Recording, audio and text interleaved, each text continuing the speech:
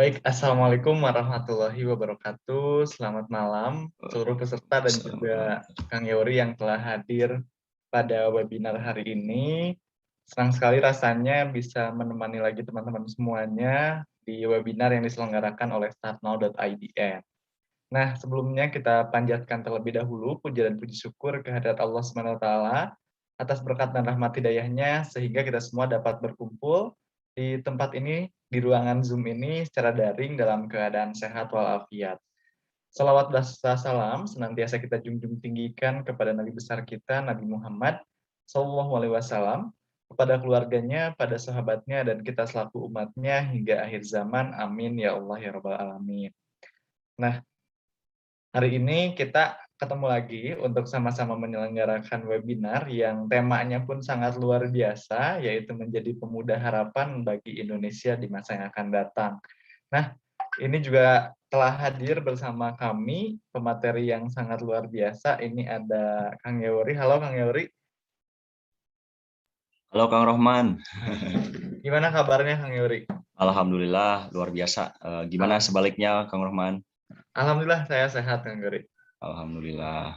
Oke Kang Yori, sebelum kita lanjut ke sesi materi nih, saya akan menjelaskan terlebih dahulu apa itu startnow.idn. Jadi, startnow.idn ini merupakan sebuah platform yang mana platform ini bertujuan dan juga berfokuskan untuk mengembangkan pemuda, yang mana pemuda ini tentunya akan menjadi harapan-harapan baru, akan menjadi pemimpin-pemimpin baru di masa yang akan datang. Terlebih, di masa seperti sekarang, pandemi COVID-19, ini tentunya akan ada banyak sekali tantangan dan juga peluang yang harus dioptimalkan. Dan jikalau kita sebagai pemuda tidak dibekali oleh ilmu yang cukup atau belum memiliki ilmu yang cukup untuk menghadapi bonus demografi tersebut, tentunya ini akan menjadi sebuah tantangan yang sulit untuk kita hadapi. Oleh karena itu, Karena.idn ini berupaya untuk mengembangkan kepemudaan di hari ini agar pemuda-pemuda ini mampu dan siap menghadapi tantangan di masa yang akan datang. Bayangkan teman-teman semuanya, di masa sekarang ataupun nanti di masa bonus demografi ini telah datang, akan ada jutaan pemuda yang siap untuk menjadi pemimpin-pemimpin baru, yang siap untuk mengisi pola-pola baru untuk memberikan penghidupan-penghidupan yang baru di Indonesia. Nah, ini akan menjadi sebuah hambatan ketika pemudanya sendiri belum bisa mengoptimalkannya. Yang harusnya ini pemuda dengan banyaknya jumlah ini mampu menjadi pemimpin-pemimpin yang memberikan harapan-harapan baru, tapi dengan banyaknya tersebut justru malah membuat kitanya kurang baik gitu bagi bangsa kita. Dan kalau misalkan bekal kita nggak cukup, malah kitanya mungkin akan tenggelam oleh pemuda-pemuda yang lain, yang seharusnya kita mampu berkolaborasi dengan ilmu yang sama-sama kita miliki agar siap menjadikan aksi yang baik dan juga positif untuk negeri. Namun, karena kitanya kurang mengisi nutrisi di kepala kita, sehingga malah kita menjadi beban bagi yang lain dan menghambat proses kolaborasi. Nah, Tarno.idn ini pun hadir untuk memberikan webinar yang mana fokusnya pada literasi, kesehatan, yang mana untuk menunjang kepemudaan. Mengisi nutrisi-nutrisi yang pada akhirnya nanti akan menjadi sebuah pembelajaran dan juga sebuah bekal untuk menghadapi tantangan zaman. Dan hari ini temanya adalah menjadi pemuda harapan bagi Indonesia di masa depan. Ini tentu akan menjadi pertanyaan sebetulnya, dan juga ini akan menjadi sebuah jawaban kali ya. Memangnya yang dinamakan pemuda harapan itu yang seperti apa sih? Dan bagaimana caranya agar kita ini mampu menjadi pemuda harapan bagi Indonesia di masa yang akan datang.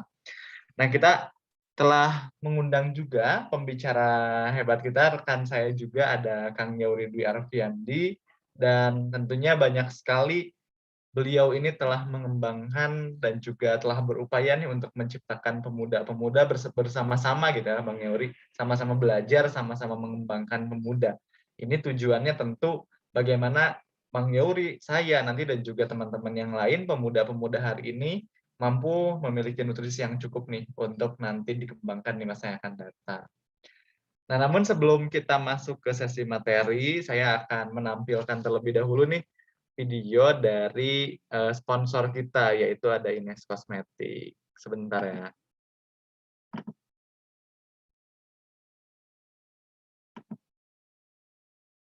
Kulit kusam, gak lagi. Ines Exfoliating Lotion mengandung allantoin yang meremajakan kulit dan mengecil kulit kusam, kulit kusam. Oke, sebentar.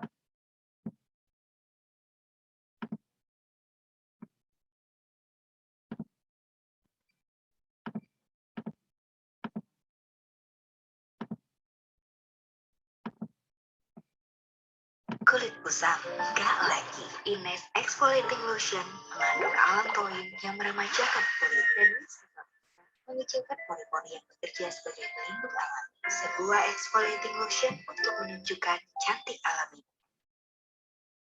Oke, nah sebentar saya tayangkan kembali videonya.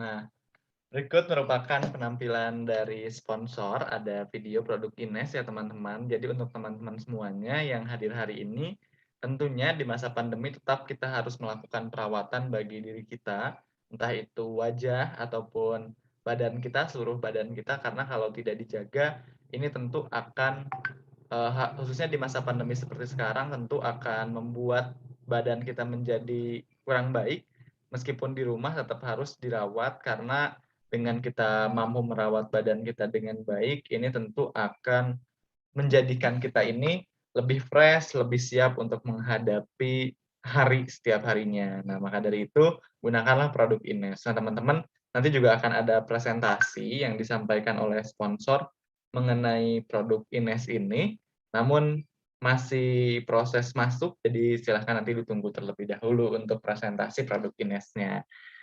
Oke, nah mungkin teman-teman udah pada penasaran kali ya. Nah, bagaimana sih di masa pandemi seperti ini kita tetap bisa mempersiapkan diri untuk menghadapi tantangan di masa yang akan datang, menjadi pemuda yang pada akhirnya mampu memberikan suatu harapan, yang mana harapan ini bisa untuk diimplementasikan, dan yang mana implementasi tersebut adalah sebagai suatu tawaran gitu ya, suatu daya tawar bagi Indonesia untuk siap menghadapi tantangan di masa yang akan datang. Oke, tanpa menunggu waktu lama lagi, sebelum kita masuk ke sesi materi, saya akan memaparkan terlebih dahulu CV pemateri kita. Bentar ya, teman-teman semuanya.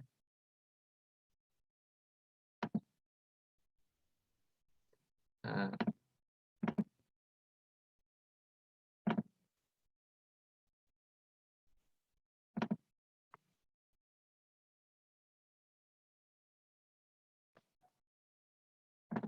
oke, sembari menunggu teman-teman semuanya, ini dari produk Inesnya telah hadir di tengah-tengah kita untuk kita dengarkan. Tadi telah ditayangkan juga video dari produk Ines ini, dan tentunya untuk teman-teman yang masih penasaran, karena tadi itu videonya ada 2 video yang diputar, dan itu durasinya hanya 15 detik, 15 detik, dan tentunya teman-teman ingin mengetahui lebih lengkap nih tentang Ines Kosmetik. Maka dari itu saya persilakan dari Kak Maret. Halo Kak Maret. Halo Kak Rohman, selamat Halo, pagi. selamat pagi. Kak Maret lagi di mana Kak Maret? Di rumah berarti ya? Stay at home ya, di rumah aja. Siap.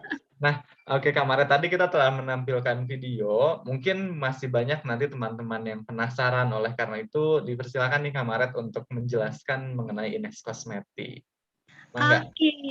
Oke, terima kasih Kak Rohman. Assalamualaikum warahmatullahi wabarakatuh. Selamat pagi untuk teman-teman semuanya.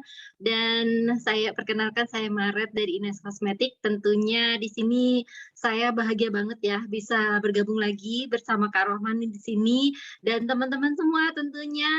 Semoga semua dalam kondisi sehat walafiat ya, dalam lindungan Allah Subhanahu wa taala. Baik, saya Maret dari Ines Kosmetik dan oke, Di sini Ines Kosmetik adalah brand lokal kosmetik asli Indonesia. Kita diproduksi di Singosari, Malang, Jawa Timur ya. Sudah 23 tahun. Dari tahun 1998 hingga saat ini. Dan tentunya sudah bersertifikat halal dan sudah terdaftar di BPOM. Untuk produknya pokoknya banyak banget ya. Ada produk make up, skincare, body care. Dan untuk produk make upnya sendiri itu semua produk untuk memenuhi kebutuhan kecantikan para perempuan Indonesia ya, karena kita Ines Kosmetik ingin mempercantik para perempuan Indonesia nih. Dan untuk produk skincare-nya tentunya banyak sekali rangkaian produk skincare yang bisa yang ada di Ines Kosmetik ya, dan bisa disesuaikan dengan jenis kulit masing-masing nih. Ada berminyak, ada jerawat, ada kering dan lain-lainnya ya. Dan di rumah aja itu bukan berarti kulitnya aman ya, terbebas dari apapun karena tidak keluar rumah gitu. Dan kalau di rumah aja justru karena jenuh dan lain-lain itu bisa merubah kondisi kulit kita ya. Jadi untuk teman-teman semuanya, baik cewek maupun cowok, jangan sampai melupakan yang namanya skincarean di rumah. Produk rangkaian dari Ines Kosmetik itu banyak banget ya, bisa dipilih. Dan ada satu lagi tadi mungkin videonya sudah ditayangkan, itu exfoliating lotion, salah satu produk untuk kulit teman-teman supaya tidak kusam ya, menghilangkan flek, mengangkat sel kulit mati, dan meregenerasi kulit. Pokoknya bagus untuk semua produknya. Kalau misalkan masih kepo bisa kunjungi ya websitenya Ines di www.ines.co.id atau follow Instagramnya @ineskosmetik dan Facebooknya juga. Dan jangan lupa kalau belum download aplikasinya Ines ada di Play Store, silakan download. Di situ namanya My Ines. Dan kalau misalkan teman-teman ingin berbelanja produk Ines Kosmetik, silakan bisa di e-commerce yang tersedia di seluruh Indonesia ya. Kita ada di Shopee, Lazada, JD.id. Pokoknya di situ ada official store-nya Ines Kosmetik dan tentunya sering sekali kita memberikan promo-promo diskon yang menarik ya. Dan kalau misalkan ingin langsung ke toko terdekat, kita juga tersedia di seluruh Indonesia ya, karena kita sudah tersebar. Dan kalau misalkan satu lagi, kalau pengen konsultasi mengenai kulit nih, lagi-lagi kalau di rumah itu belum tentu aman kulitnya, apalagi saat-saat pandemi seperti ini, bikin kita jenuh, bikin kita sering menggunakan masker setiap saat, itu bisa merubah kondisi kulit. Dan jangan lupa kalau misalkan ingin konsultasi lebih lanjut, bisa konsultasi ke saya gratis, nanti nomornya bisa saya share. Seperti itu aja dari Ines Kosmetik, dan sekali lagi saya mengucapkan banyak terima kasih ya untuk Kak Rahman dan semua peserta webinar pada hari ini. Terima kasih. Wassalamualaikum warahmatullahi wabarakatuh. Salam sehat untuk semuanya dan salam sukses. Waalaikumsalam warahmatullahi wabarakatuh. Terima kasih banyak Kak Maret telah menjelaskan nih mengenai Ines Kosmetik. Jadi untuk teman-teman semuanya, seluruh peserta nih yang hari ini butuh skincare ataupun butuh make up dan lain sebagainya, jangan lupa gunakan produk Ines. Tadi bisa diakses ya, bisa belinya juga di Shopee, Tokopedia dan lain sebagainya. Bahkan di-download juga aplikasi Ines-nya dan juga bisa menghubungi Kak Maret nih kalau misalkan mau konsultasi mengenai kesehatan. Seperti itu ya Kak Ines, Kak Maret ya, Kak Ines. Benar-benar Kak Rahman, benar.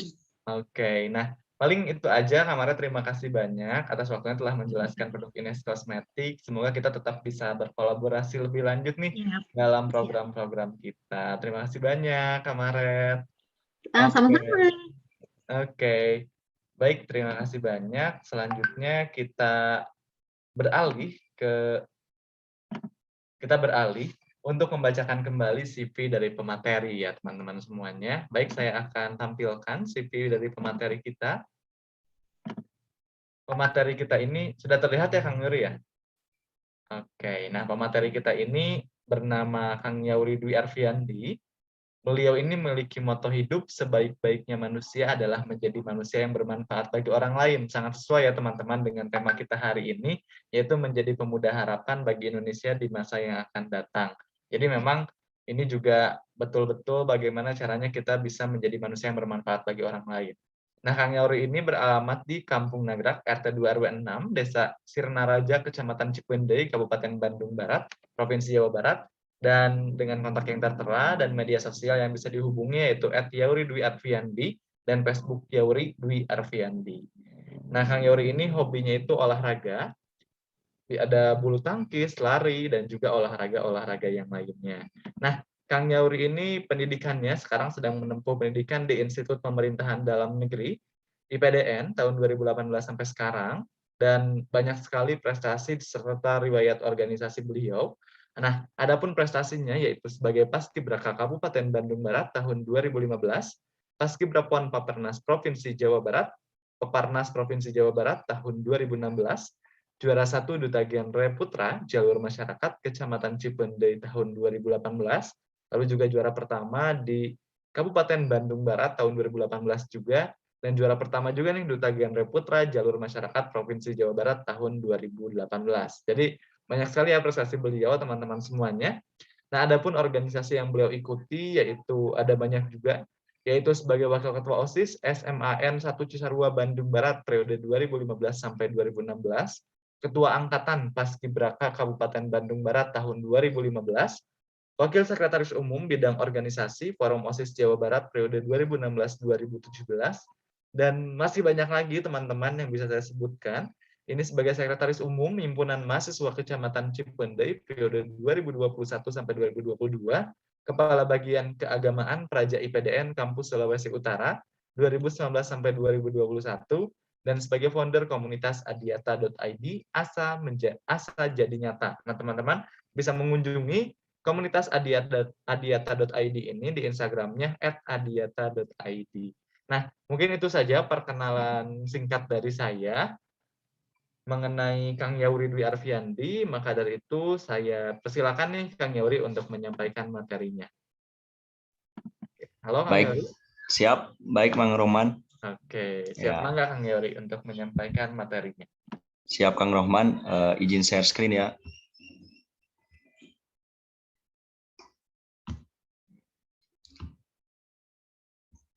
Bagaimana, sudah terlihat? Sudah. Baik, Assalamualaikum warahmatullahi wabarakatuh. Salam sejahtera bagi kita semua. Selamat malam bagi teman-teman semua. Saya mengucapkan terima kasih yang terkhusus kepada Kang Rohman yang telah menyempatkan saya atau memberikan kesempatan saya untuk berbagi inspirasi.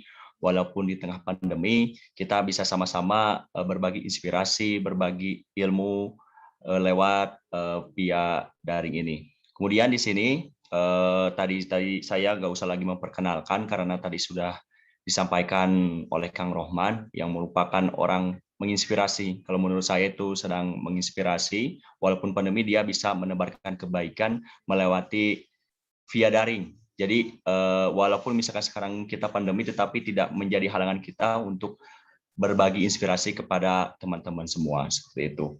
Baik, di sini saya diberikan kesempatan untuk menyampaikan di sini bukan berarti saya itu akan menggurui teman-teman semua, tetapi di sini hanya ingin berbagi diskusi, sharing-sharing.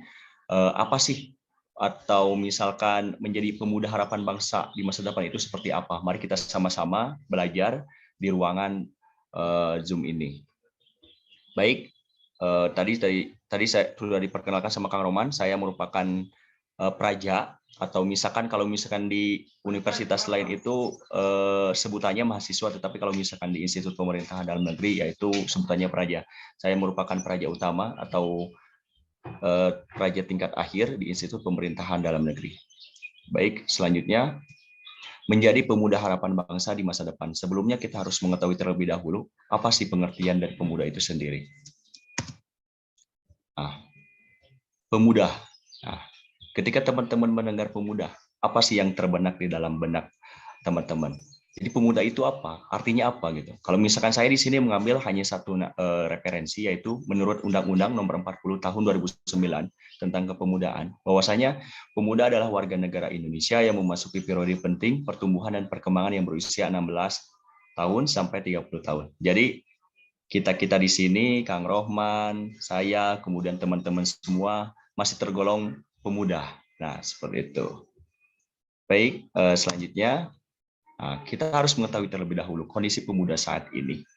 Saya mengambil di sini hanya dua perspektif. Yang pertama, teman-teman bisa dilihat ini ada pemuda yang memang masanya yang ingin hura-hura, berbebas melakukan kegiatan apapun tanpa mengontrol dirinya sendiri, tanpa memikirkannya masa depannya sendiri. Dia seenaknya dia melakukan hal-hal yang memang di luar batas seperti itu teman-teman. Tetapi dilihat perspektif lain, ada sebagian pemuda, mayoritas yang semua muda, yaitu dia sudah sedang mempersiapkan diri untuk di masa depan.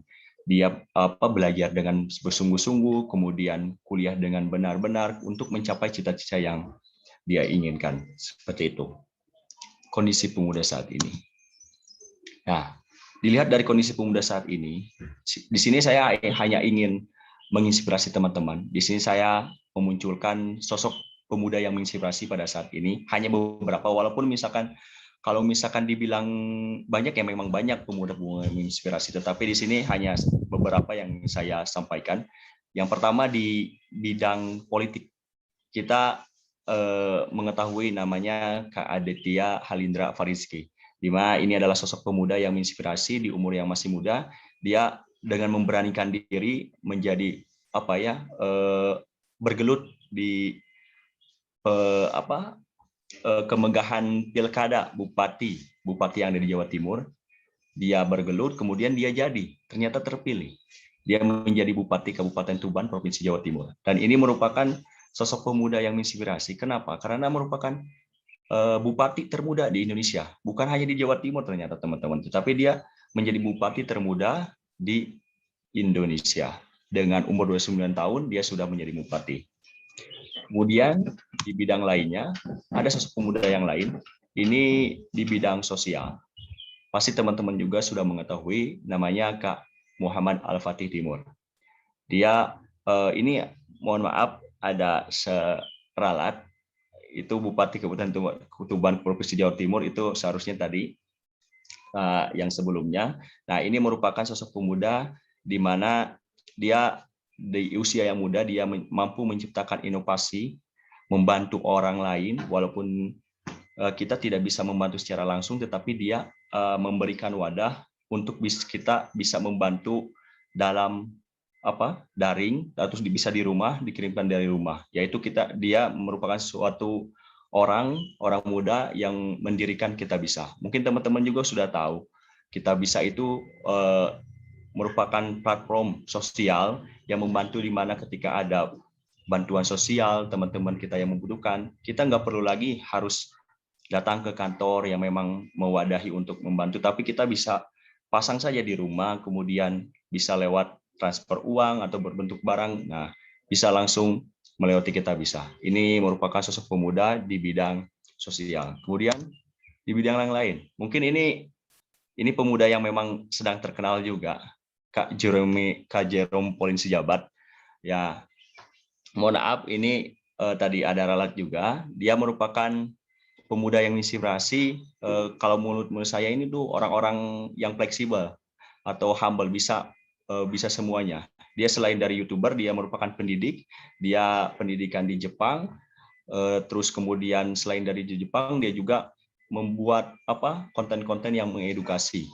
Kemudian selain dari itu, dia juga seorang pengusaha. Selain dari memiliki sebagai YouTuber dan yang lain-lainnya, dia juga menjadi seorang pengusaha dan sekarang sudah mulai tersebar di mana-mana, yaitu namanya Menanti. Kemudian seperti itu. Nah, selanjutnya, dilihat dari tadi saya sudah menyampaikan bahwasanya itulah sosok-sosok pemuda, hanya beberapa saja yang saya sampaikan. Kemudian, kenapa sih pemuda itu sangat penting? Apa sih peran pemuda untuk bangsa ini, untuk negara ini? Nah, ada dua perspektif lagi. Kita harus melihat dua perspektif, di mana pemuda dalam sejarah, kemudian ada pemuda penerus bangsa Indonesia. Nah, kemudian pemuda dalam sejarah. Kita sudah mengetahui ada dua perspektif lagi, yaitu Sumpah Pemuda dan Perjuangan Kemerdekaan. Di mana Sumpah Pemuda ini awal mula ikrarnya semangat pemuda untuk merebut kemerdekaan dari para penjajah. Digerakkan pada tahun 1908, yaitu organisasi Budi Utomo, yaitu untuk mewadahi, menghimpun seluruh pemuda untuk bersama-sama bersemangat untuk merebut perjuangan kemerdekaan. Kemudian perjuangan kemerdekaan. Sosok pemuda ini sangat penting sekali dalam sejarah, karena kemerdekaan negara Indonesia ini tidak lain tidak bukan keterlibatannya dari sosok pemuda. Kalau misalkan tidak ada keterkaitan dari pemuda itu sendiri, mungkin negara kita tidak akan merdeka pada tahun 1945, tepatnya 17 Agustus. Karena pemuda inilah 17 Agustus ini bisa dimerdekakan karena pemuda, karena desakan-desakan pemuda. Sempat ada bentrok antara golongan tua dan golongan muda, yang dimana golongan tua yang ingin memerdekakannya itu sesuai dengan regulasi atau aturan-aturan prosedur yang telah ditetapkan oleh BPUPKI sama PPKI, namun para pemuda ingin mendesak segerakan untuk memerdekakan. Dan pada akhirnya bisa satu persepsi, satu tujuan, dan pada akhirnya para pemuda ini menculik Bapak Soekarno sama Muhammad Hatta ke Rengas Dengklok. Dari sanalah langsung merumuskan untuk mengikrarkan proklamasi kemerdekaan Indonesia. Inilah bagaimana pentingnya pemuda untuk bangsa ini, karena pada saat zaman dahulu juga pemuda sangat berperan penting dalam memerdekakan negara Indonesia. Nah, ini adalah satu quotes dari Bung Karno, kita jangan pernah mewarisi abunya Sumpah Pemuda, tetapi kita harus mewarisi apinya Sumpah Pemuda. Nah, jadi kita harus banyak belajar dari Sumpah Pemuda, semangatnya pemuda. Tugas kita sebagai pemuda saat ini yaitu meneruskan, melestarikan semangat-semangat untuk memperjuangkan hak-hak yang positif untuk Indonesia ke depannya. Seperti itu, teman-teman. Baik, selanjutnya, pemuda generasi atau pemuda penerus bangsa Indonesia. Di sini ada 4 poin, di mana pemuda saat ini harus menjadi agen of change, yaitu agen perubahan. Kita harus berani berubah dalam artian dari segi sikap, berubah dalam artian dari segi manapun. Kita harus berani berubah.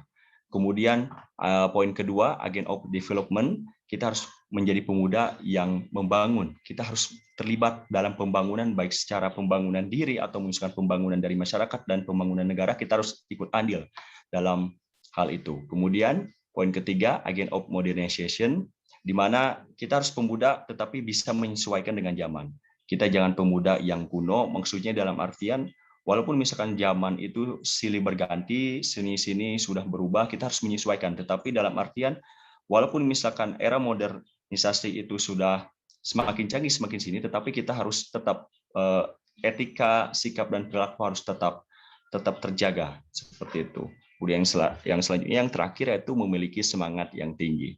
Di mana, ini tadi saya sudah bilang bahwasanya kita untuk memupuk semangat yang tinggi, kita harus banyak belajar. Pada saat dulu telah adanya Sumpah Pemuda, semangat-semangat yang telah dikobarkan pemuda-pemuda saat dulu itu harus tetap kita lestarikan dan kita implementasikan untuk saat ini. Nah, ini ada juga quotes, 1000 orang tua bisa bermimpi, tapi 1 orang pemuda bisa mengubah dunia. Nah, inilah sangat banyak sekali sangat pentingnya pemuda, harapan masyarakat Indonesia kepada pemuda. Bahkan kalau dibandingkan itu dengan 1000 orang tua, hanya 1 orang pemuda yang bisa mengubah dunia. Seperti itu, teman-teman. Baik, selanjutnya. Nah, bagaimana sih kalau misalkan kita ingin menjadi pemuda penerus bangsa Indonesia? Kuncinya 1, jadilah pemuda produktif. Kenapa harus jadi pemuda produktif? Kenapa? Karena kalau misalkan kita sudah memproduktifkan pada saat muda, insya Allah saya yakin nanti ke depannya kita sudah tinggal menata kembali, nggak usah ribet-ribet seperti itu, teman-teman. Yang pertama yang harus kita lakukan menjadi pemuda yang produktif, yang pertama sisihkan pendapatan untuk berinvestasi. Oh, ternyata ini, mohon maaf, kelewat. Yang pertama yang harus kita kelewatkan yaitu tidak lelah mencari ilmu dan belajar. Kenapa? Karena sekarang kalau misalkan dilihat di zaman sekarang, kapasitas seseorang itu bisa dilihat dari kualitas pendidikannya. Semakin kualitas pendidikannya baik, maka kapasitas dalam dirinya juga semakin baik. Seperti itu, teman-teman. Itulah pentingnya pendidikan. Bahkan sekarang pemerintah itu kan awalnya itu mewajibkan pendidikan itu minimal 12 tahun, itu sampai SMA. Tetapi kalau misalkan dilihat dari zaman, minimal itu melanjutkan ke S1 atau D4 dan atau strata yang lainnya. Seperti itu, teman-teman. Kemudian yang selanjutnya, berani terhadap risiko. Nah, kita harus menjadi seorang pemuda yang mengambil suatu keputusan itu dengan berani.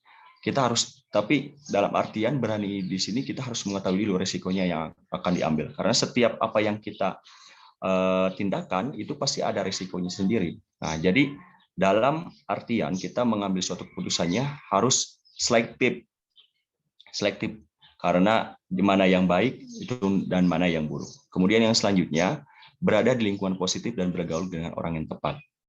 Ini artinya bahwasanya kita jadi pemuda, kita harus selektif dalam memilih teman, memilih lingkungan. Karena ketika kita tidak bisa mampu menyesuaikan diri, ketika kita ada dalam lingkungan yang salah, kita akan terbawa arus. Seperti itu teman-teman. Jadi manfaatkanlah ketika kita berada dalam lingkungan yang tepat, kemudian dengan orang-orang yang positif, ya manfaatkanlah untuk belajar, mengambil ilmunya dari mereka, seperti itu.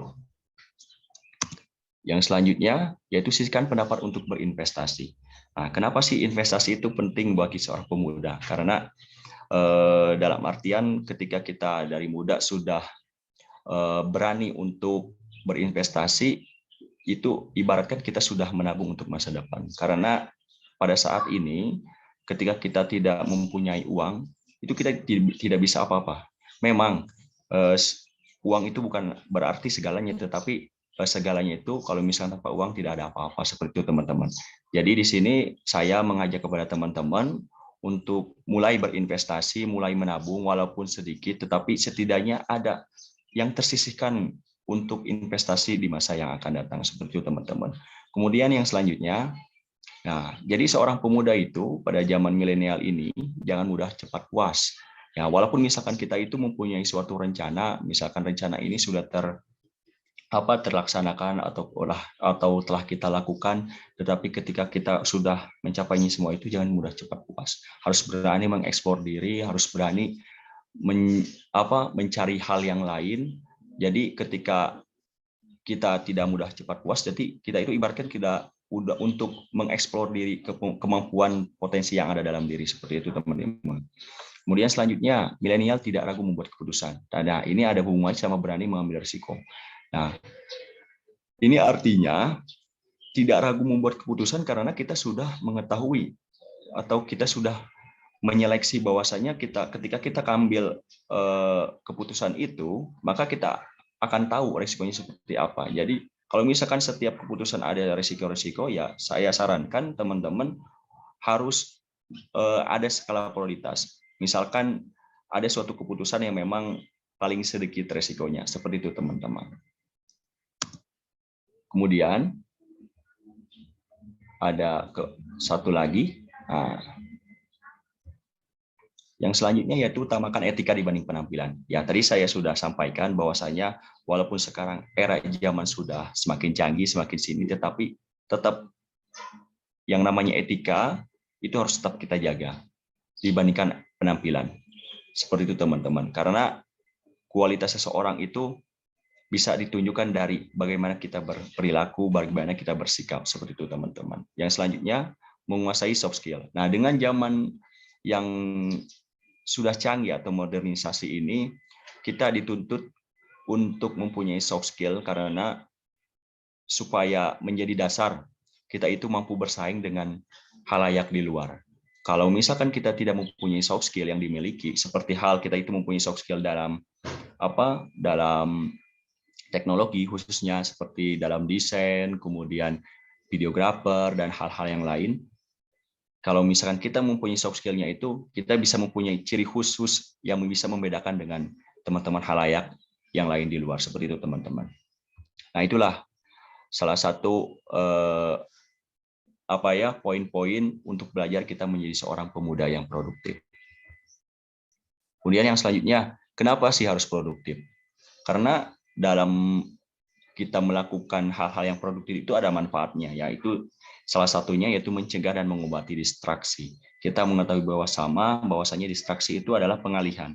Ketika kita stres di sini, tetapi ketika kita ada suatu hal bukan sikap ya, tetapi hal distraksi, kita bisa saja melakukan hal-hal yang negatif, seperti itu teman-teman. Ketika kita stres nih dalam satu ini, ingin meluapkannya, ingin ingin yaitu meluapkannya, yaitu dengan cara mengalihkan, seperti hal ya jangan sampailah ketika kita langsung terjerumus ke nafza, kemudian bergaul bebas kayak gitu. Nah, itulah manfaatnya produktif. Kalau misalkan kita diranda distraksi, ya salah satunya jalannya kita harus menjadi pemuda yang produktif.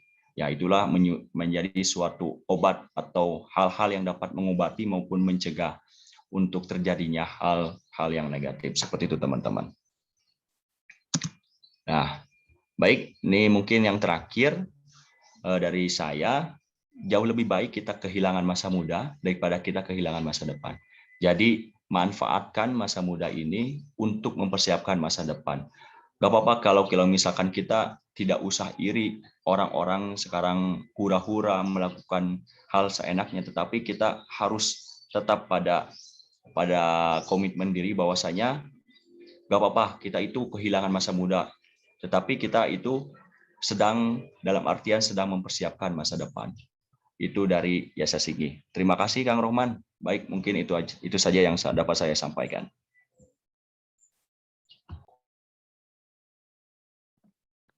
Baik, terima kasih banyak Kang Yauri. Tadi telah menyampaikan materinya dengan sangat luar biasa. Tadi disampaikan ya teman-teman, lebih baik kita kehilangan masa muda dibandingkan kita kehilangan masa depan. Dan tentunya itu menjadi cambukan buat kita semua nih, untuk kita yang masih memikirkan, aduh, hari ini kayak gimana ya, hari ini kayak gimana ya, hari ini kita dapat apa ya. Nah, tapi kita lupa di masa depan kita ngapain ya. Nah, alangkah lebih baiknya kita mulai dari sekarang untuk mencoba memperbaiki diri kita nih, mencoba memperbaiki diri kita agar kita lebih siap untuk lebih mempersiapkan diri nih untuk menghadapi tantangan di masa depan dibandingkan kita hanya memikirkan masa sekarang aja. Karena masa sekarang ini yang kita lakukan hari ini akan menentukan masa depan kita nantinya. Maka dari itu, mulailah dari sekarang untuk kita mempersiapkan masa depan kita. Oke, luar biasa sekali Kang Yauri tadi atas pemaparannya. Mungkin kita langsung lanjut ke sesi tanya jawab aja ya Kang Yauri ya. Nah, ini sudah ada beberapa pertanyaan yang masuk. Nah, buat teman-teman yang mau bertanya, silahkan dituliskan di kolom berkirim pesan dan juga di kolom komentar dengan menuliskan nama _ pertanyaan. Oke, masih ditunggu. Nah, ini ada dari Budiman Dasrizal. Budiman Dasrizal dari asal instansinya tuh UIN Imam Bonjol. Pertanyaannya, apa saja yang harus dipersiapkan selain ilmu pengetahuan untuk menjadi pemuda harapan bagi Indonesia? Gitu, Kang Yori pertanyaannya. Sudah ditangkap ya? Siap sudah, Kang Rohman. Oke, mangga Kang Yori. Baik, terima kasih Kang Rohman. Saya akan menjawab pertanyaan dari Budi ya. Dari Budi, jadi apa saja sih yang harus kita punyai ketika kita menjadi pemuda harapan bangsa itu selain dari ilmu pengetahuan? Kalau misalkan pendapat dari saya pribadi, selain dari ilmu pengetahuan, kita harus tadi setelah saya jelaskan bersama bahwasanya selain dari pengetahuan kita harus mempunyai keterampilan yaitu soft skill. Karena di era zaman sekarang, yaitu zaman yang serba canggih teknologi, kita bisa mampu bersaing yaitu dengan mempunyai soft skill-nya itu sendiri. Karena soft skill ini bisa menjadi ciri khusus kita yang bisa membedakan kita dengan orang lain. Seperti itu. Mungkin itu Kang Rohman jawabannya. Oke, baik. Jadi memang kita tuh harus mempersiapkan soft skill juga ya, dan juga kemampuan kita dalam teknologi. Karena dengan kita memiliki dua hal tersebut, itu akan menunjang kita nih dalam mempersiapkan pemuda di masa yang akan datang. Oke, kita lanjut ke pertanyaan yang selanjutnya. Ini atas nama Hamid Mubarok Habibi dari SMKN 1 Indusari, dari anak SMK nih kan. Pertanyaannya, ini kan berkaitan tentang pemuda harapan Indonesia. Gini Kak, biar pemuda zaman sekarang rasa nasionalismenya ada, itu bagaimana ya? Dikarenakan pemuda zaman sekarang banyak yang mementingkan diri sendiri tanpa mementingkan orang lain, dan rasa kasih sayang terhadap sesama manusia udah berkurang. Nah, mungkin jadi pertanyaannya dimulai dari gimana cara meningkatkan nasionalisme seseorang di masa sekarang gitu ya, yang lebih banyak mementingkan diri sendiri. Lalu pertanyaan yang kedua itu, gimana caranya agar lebih empati dan juga peduli terhadap orang lain atau lingkungan sekitar gitu, untuk memberikan dampak dan menjadi pemuda harapan gitu, Kang Yel. Baik, Kang Rohman, terima kasih pertanyaannya. Saya akan menjawab pertanyaan dari Hamid. Luar biasa pertanyaannya. Jadi bagaimana, yang pertama itu kan bagaimana cara memupuk jiwa nasionalisme. Kemudian yang kedua itu bagaimana cara kita untuk menemukan kembangkan sikap peduli terhadap orang lain ya. Seperti itu ya Kang Rohman. Ya, baik kalau misalkan menurut dari saya untuk memupuk jiwa nasionalisme, yaitu tadi saya sudah jelaskan bahwasanya kita harus banyak belajar dari Sumpah Pemuda yang telah kita lewati, bagaimana perjuangan-perjuangan pemuda pada saat zaman dulu memperjuangkan bangsa kita kemerdekaan, untuk memerdekakan bangsa kita, yaitu negara kita Indonesia. Nah, kita harusnya bersyukur bahwasanya kita sudah di zaman yang sudah melewati semua itu. Bayangkan saya ketika kita pada saat masih tergabung dalam zaman itu, mungkin kita juga akan merasakan bagaimana susah payahnya untuk memerdekakan. Dengan kita belajar atau memahami, merenungi semangat yang telah dikobarkan para pemuda pada saat zaman dulu, mungkin kita kedepannya akan terenyuh atau kemudian tergerak hati kita untuk meneruskan perjuangan yang sudah ditanamkan para pemuda pejuang pada saat zaman dulu. Kemudian seperti itu. Terus pertanyaan yang selanjutnya yaitu bagaimana cara menumbuh kembangkan sifat peduli. Memang sih itu kembali ke diri kita masing-masing. Kalau misalkan dari saya, ya kita harus apapun ya, kalau misalkan kita dibiasakan awalnya kita itu orang yang acuh tak acuh, tetapi kalau misalkan saran dari saya untuk menumbuh kembangkan itu, awali dengan hal-halnya itu melakukan kegiatan-kegiatan sosial. Ya walaupun misalkan kita tidak terbiasa dengan kegiatan-kegiatan sosial, kenapa saya bilang sosial? Karena kegiatan sosial itu kan ibaratkan wadah kita untuk memupuk atau menumbuh kembangkan sikap peduli terhadap sesama. Nah, dalam kegiatan sosial ini, walaupun kita memang awalnya kita itu bukan basicnya lah untuk melakukan hal ini, tetapi saran dari saya paksakan. Ketika kita dipaksakan dan akhirnya terpaksa kita melakukan hal itu, kemudian terpaksa dan akhirnya jadi menjadi suatu kebiasaan. Nah, menjadi suatu kebiasaan atau budaya itulah akan menumbuh kembangkan sikap kita, yaitu sikap peduli terhadap sesama. Seperti itu, Kang Rohman, jawabannya. Oke, baik. Terima kasih banyak Kang Yauri atas jawaban yang diberikan. Jadi teman-teman semuanya tentu untuk kita menjadi pemuda harapan di masa yang akan datang ini tadi ya, kita harus lebih memaknai, menghayati mengenai Sumpah Pemuda kembali, agar kita bisa betul-betul nih dalam menumbuhkan jiwa nasionalisme kita. Terus yang kedua tadi, memang mengenai kepedulian terhadap orang lain dan lingkungan sekitar, ini akan sangat berkaitan erat dengan diri kita sendiri gitu. Dengan diri kita sendiri adalah bagaimana caranya kita mampu nih peduli terhadap sesama. Dan tentunya untuk menumbuhkan hal tersebut dimulai dari kepekaan kita terhadap permasalahan yang terjadi di lingkungan sekitar kita. Oke, ini ada pertanyaan lagi dari Putri Fadilah. Putri Fadilah dari Universitas Andalas. Pertanyaannya, bagaimana membangkitkan jiwa pemuda harapan bangsa di saat kondisi pandemi seperti sekarang? Karena saat ini pemuda banyak yang dibatasi jarak karena COVID-19. Nah, ini yang pertama mungkin pertanyaannya bagaimana cara membangkitkan jiwa pemuda harapan bangsa di masa-masa krisis seperti sekarang, Kang Yuri, di masa pandemi. Lalu pertanyaan yang kedua, bagaimana caranya agar pemuda ini bisa meningkatkan solidaritas antar sesama, seperti itu. Baik, terima kasih Kang Rohman. Pertanyaannya luar biasa. Pertanyaan dari Putri ya, dari Universitas Andalas, Sumatera Barat. Salam dari saya. Kemudian saya akan menjawab pertanyaan. Ada 2 poin yang saya tangkap. Yang pertama itu cara membangkitkan pemuda harapan bangsa di era pandemi ini. Kemudian bagaimana cara meningkatkan solidaritas ya, itu Kang Rohman.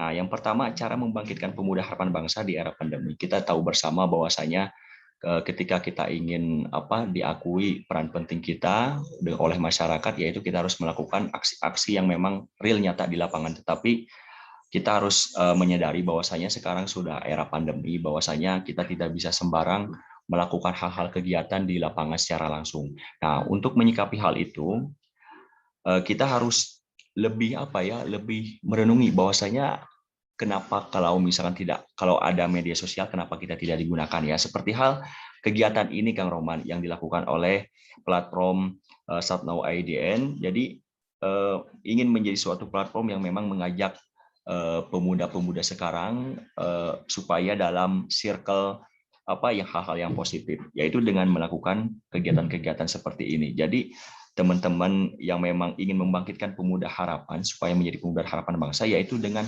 memanfaatkan media sosial, kita bisa lakukan menginspirasi kepada banyak orang. Itu tidak seharusnya kita dalam pandemi ini kita langsung terjun ke lapangan, tetapi kita bisa memanfaatkan dengan media sosial, kita bisa bertemu dengan pemuda-pemuda lain via daring dan berbagi inspirasi, baik itu ilmu atau pengalaman-pengalaman, kita bisa berbagi kepada kepada teman-teman yang ada di luar sana seperti itu. Itu yang pertama. Kemudian yang kedua, bagaimana cara meningkatkan solidaritas. Nah, kalau misalkan dikaitkan lagi dengan masa pandemi, untuk meningkatkan solidaritas ya. Kalau misalkan kita itu kan ingin berbagi inspirasi ya. Misalkan terciptalah Kang Rohman nih, dia mempunyai atau mendirikan platform Start Now IDN. Nah, kemudian ada juga teman kita, misalkan saya nih Adiata, pendiri Adiata, platform media sosial juga ya, kita melakukan kolaborasi. Kalau misalkan kita kan mempunyai suatu kesamaan gitu kan. Kalau misalkan kita kolaborasikan itu kan semakin indah. Itu dalam artian secara tidak langsung itu tuh sudah menumpukan rasa solidaritas kita, bahwasanya kita ingin sama-sama bersama meningkatkan solidaritas, sama-sama menjadi pemuda harapan bangsa di masa depan. Seperti itu Kang Rohman. Oke, baik. Terima kasih banyak Kang Yori atas jawabannya. Lalu kita lanjut juga nih ke pertanyaan dari Lydia Nurain Pontoh dari MA Asunah Gorontalo gitu. Nah, pertanyaannya yaitu yang pertama, untuk kita menumbuhkan rasa kepekaan sosial dan juga untuk kita ini mengembangkan masyarakat, tentu kita harus mengubah perilaku buruk dari masyarakat itu sendiri. Nah, gimana sih caranya kita untuk mengubah pola pikir masyarakat dan juga perbuatan buruk masyarakat yang berdampak bagi lingkungan sekitar. Jadi lebih ke bagaimana jadi promotor kebaikan dalam menggerakkan masyarakat gitu Kang Yori. Baik, terima kasih kepada Lydia dari Gorontalo yang telah menyampaikan pertanyaan. Di sini akan saya jawab. Pertanyaannya mungkin poinnya saya tangkap yaitu bagaimana cara mengubah pola pikir perilaku masyarakat ya, untuk kita itu semangat menebar kebaikan kepada masyarakat yang memang pola pikirnya yang masih negatif seperti itu. Kalau misalkan saran dari saya, karena kan kalau misalkan kita tiba-tiba secara langsung ngomong di depan umum bahwasanya ini baik-baik, mungkin dari perilaku masyarakat itu atau misalkan dari pola pikir masyarakat itu mungkin apaan sih itu gitu kan, sok-sokan menggurui kita. Nah, kalau misalkan dari saya, yang memang ini prosesnya memang sangat kalau menurut saya itu sangat berat karena tidak bisa kita lakukan langsung, tetapi harus ada proses-proses yang harus kita lewati. Yang pertama, kalau misalkan saran dari saya yaitu kita itu harus mempunyai teman dekat atau misalkan teman terdekat yang mampu kita ajak untuk bersama-sama memotori untuk berperilaku atau mengajak masyarakat itu supaya berperilaku pola pikir yang baik ke depannya seperti itu. Nah, kita lakukan cara dengan persuasi, pendekatan atau enggak kalau misalkan zaman era sekarang kan pemuda sekarang itu kan banyak kreasi lah, banyak kreativitas kegiatan-kegiatan yang dilakukan seperti hal kita tidak bisa kalau misalkan kita kan ngomong langsung di depan masyarakatnya langsung gitu, kayak kita sosialisasi ngomong di depan mereka secara langsung itu kan memang susah. Tetapi kita bisa melakukan dengan cara ya kita mengajak misalkan pemuda-pemuda atau misalkan teman-teman kita yang selingkungan kita ya kita ajak makan-makan atau apa kadang-kadang gitu kan, kita sampaikan bahwasanya ini hal ini itu negatif, itu nggak harus dilakukan, sebaiknya dilakukan dengan cara ini. Nah, itulah pendekatan persuasif yang memang itu hal yang kecil, tapi ketika kita dilakukan dengan secara konsisten itu akan berdampak ketika ke semua khalayak masyarakat seperti itu. Mungkin itu Kang Roman kalau misalkan dari saya sendiri yaitu dengan cara persuasif, mulai dari hal yang kecil yaitu secara personal, misalkan secara teman dekat, mungkin nanti ketika kita menyampaikan ke teman dekat kita atau misalkan secara personal kita sudah sampaikan, mungkin nanti teman yang kita ajak yang personal itu bisa sampaikan ke teman-teman yang lain. Dan ketika itu dilakukan secara berurut, secara berkesinambungan, maka semua juga akan merasakan dampaknya. Seperti itu, Kang Rohman. Baik, terima kasih banyak Kang Yori atas jawabannya. Sangat luar biasa sekali ya, bahwa memang dalam kita membagikan atau mengajak masyarakat tuh dimulai dari circle terdekat kita terlebih dahulu gitu ya Kang Yori ya. Karena dengan kita membangunnya dari circle terdekat kita, ini akan membuat mereka mudah juga nih untuk reach, dan juga pada akhirnya mereka akan berani juga untuk ngajak teman-teman yang lain. Jadi kayak berkesinambungan, kita ngajak teman kita ngajak temannya lagi gitu ya Kang Yuri ya. Jadi kayak efek domino gitu. Ya, betul Kang Rohman. Oke, nah ini lalu selanjutnya ada pertanyaan dari Royhatu Zakia dari Universitas Lampung.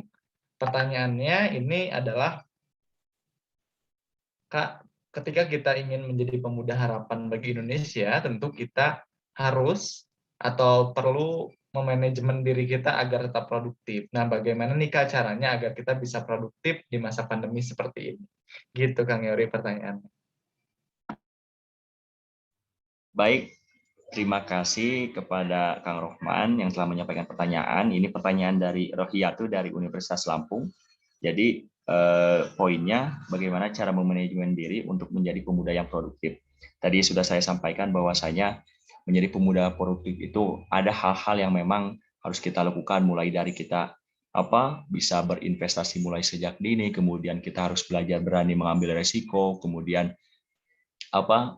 berani mempunyai soft skill, kemudian mulai menata kegiatan-kegiatan setiap hari. Misalkan kita itu hari ini kita akan melakukan kegiatan apa dengan tertata, dengan rapi, kemudian ketika sudah dilakukan kegiatannya itu kita melakukan evaluasi apa yang harus kita perbaiki di hari esok kayak gitu. Semacam kayak hari ini tuh kita udah melaksanakan nih kegiatannya, misalkan kita, ini hal yang kecil ya, hal contoh yang kecil, misalkan kita sudah membuat schedule buat hari ini itu kita melakukan kegiatan apa-apa saja, kegiatan produktif apa saja yang harus kita lakukan.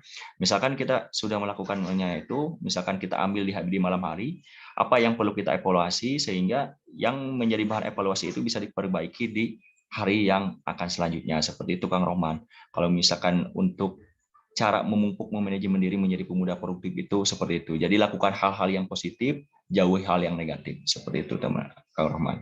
Oke, jadi tips and trick-nya tadi ya telah disampaikan bahwa kita tuh harus membiasakan diri, istilahnya harus mendekati sesuatu hal yang positif gitu ya. Nah, jangan kita malah mendekati hal-hal yang negatif, karena tadi ya Kang Yori ya, kalau misalkan kita ngedekatinnya tuh pada hal yang positif, kitanya akan ke bawah positif gitu. Tapi kalau kitanya ngedekatin pada hal yang negatif, kitanya akan ke bawah negatif. Nah, ini lalu pertanyaan yang terakhir nih Kang Yori dari Heti Rahmawati Unugiri dari instansinya Unugiri Bojonegoro. Nah, ini pertanyaannya, menjadi seorang pemuda tentu kita harus memiliki akhlak yang baik. Sehingga bagaimana cara kita sebagai pemuda mengenai agar bisa memberantas korupsi yang terjadi saat ini gitu. Dan bagaimana pandangan Kang Yauri, bagaimana pandangan Kak Yauri ini mengenai pemberantasan korupsi hari ini. Jadi tadi pertanyaannya, bagaimana caranya agar kita sebagai pemuda mampu memberantas korupsi di masa yang akan datang.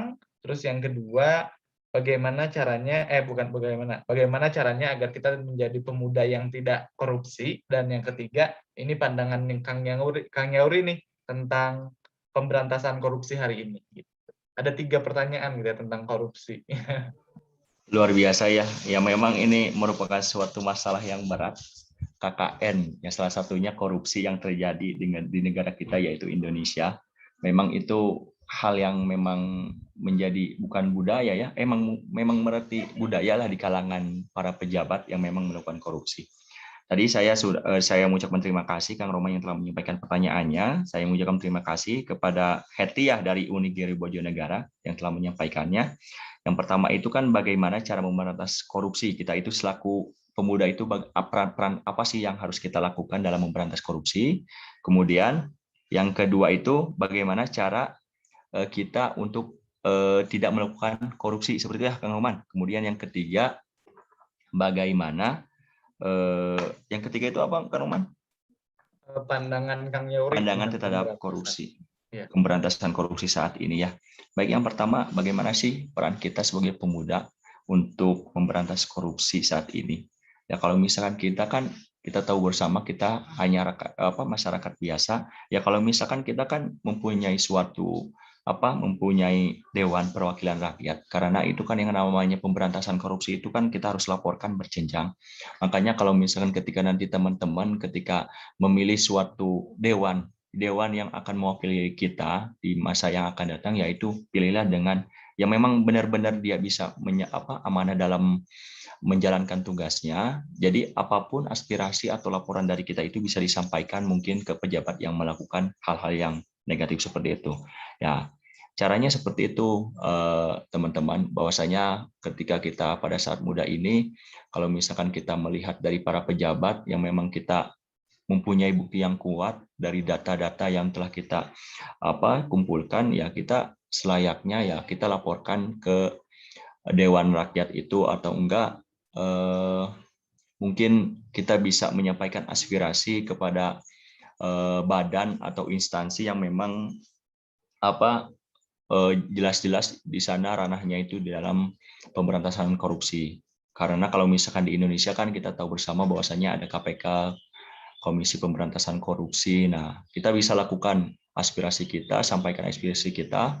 Jangan sampai kita melakukan aspirasi tetapi dengan cara-cara yang anarki, ya cara-cara yang arogan, kayak semacam merusak pagarnya atau apa gitu. Kalau misalkan selama itu bisa dilakukan dengan persuasif, dengan cara yang baik, ya kita lakukanlah cara-cara yang baik seperti itu. Kemudian bagaimana sih untuk menjadi pribadi yang memang anti korupsi?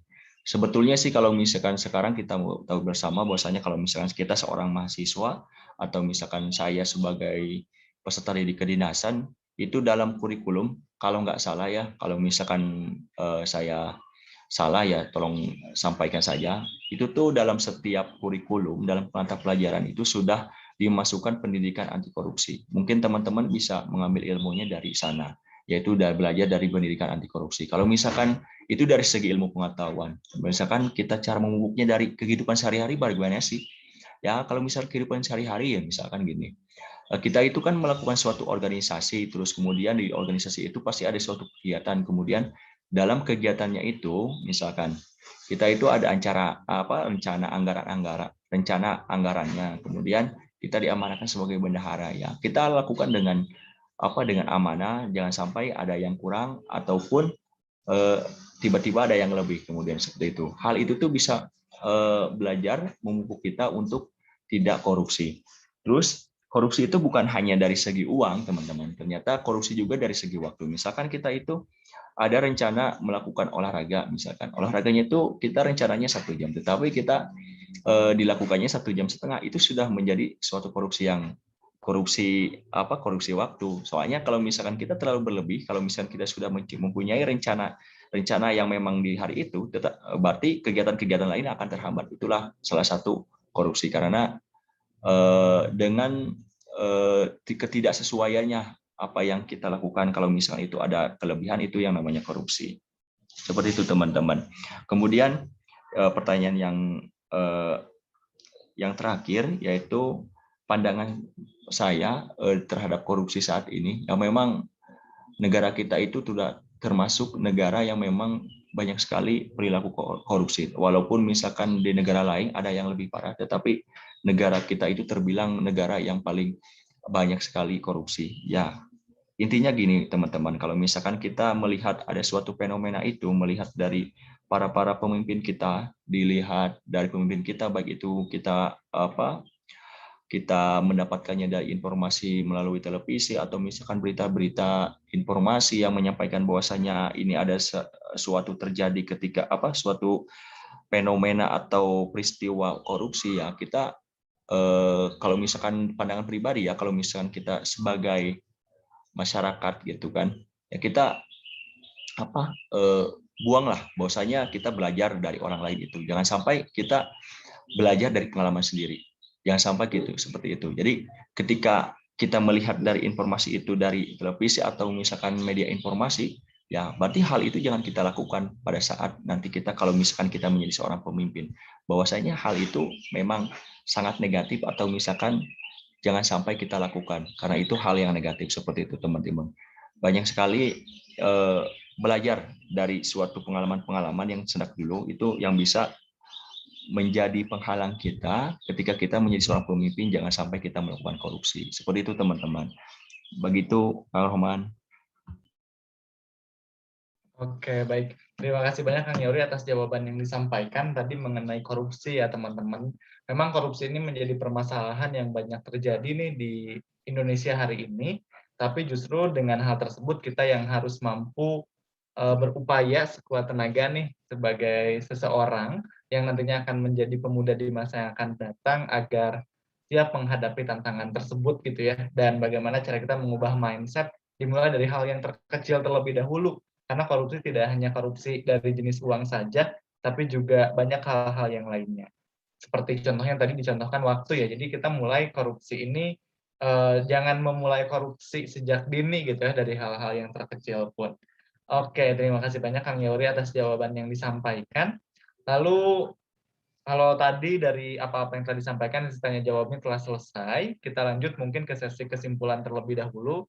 Di sini saya mengambil kesimpulan dari materi pada hari ini bahwa menjadi pemuda harapan di masa yang akan datang itu tentunya kita harus mengetahui dulu potensi yang kita miliki itu apa. Tadi juga disampaikan bahwa dengan 1000 orang tua bisa mencabut Semeru dari akarnya, tapi dengan 10 pemuda ini bisa mengguncangkan dunia. Maka dari itu, kita sebagai seorang pemuda adalah sosok-sosok juara, sosok-sosok harapan, dan tumbuhkanlah mindset tersebut, dan mulai tanamkan pada diri kita masing-masing bahwa kita adalah individu yang siap menjadi pemuda harapan di masa yang akan datang.